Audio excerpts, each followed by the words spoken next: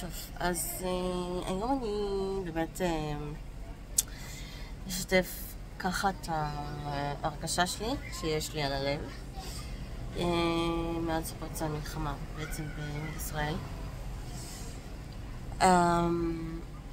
אז קודם כל 7/10 קמתי בבוקר וראיתי שהיה באמת אזעקה בקריית גת וחמים שלי גרים שם, אז ישר אמרתי לבעלי שהתקשר לוודא שבאמת הכל בסדר. לאחר מכן ממש התחילו להיות את כל מקום ושמנו חדשות ומן סתם ראינו את כל הפוגרום המטורף הזה שהיה, וככה זה נמשך ונמשך ונמשך ונמשך כמה ימים. והפחד הכי גדול זה שזה הגיע למרכז, וזה אכן הגיע למרכז.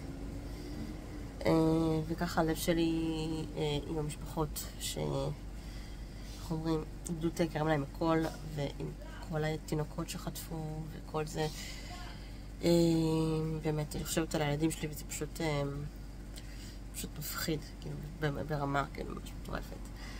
כאילו, אני בעבודה ופתאום יש אזעקה, וכאילו, הלב שלי על 200, כי זה לא משהו שחוויתי אותו לפני שנתיים שהייתי בהיריון עם ליה, אבל עדיין זה מפחיד וזה כאילו לא נתפס כזה שיש אזעקה, כי זה ישר רוץ למקלט וישר זה, והלב על 200 ופשוט מפחיד. אז ככה כן. אני יודע, חשוב לי לספר את הרגשה שלי ולהוציא את זה מהלב.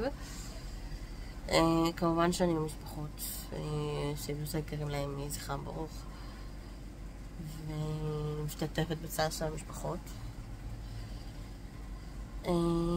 וזהו, אני מקווה שהמצב הזה ייגמר, ושבאמת המלחמה הזאת תיגמר, ושהחטופים והחיילים שלנו יחזור באמת הביתה בשלום. וזהו. אז כמובן, מי שלא עוקב, אז תעקבו ותירשמו לערוץ, ואני מקווה בקרוב אני אעלה סרטון שהוא לא קשור למלחמה. וזהו.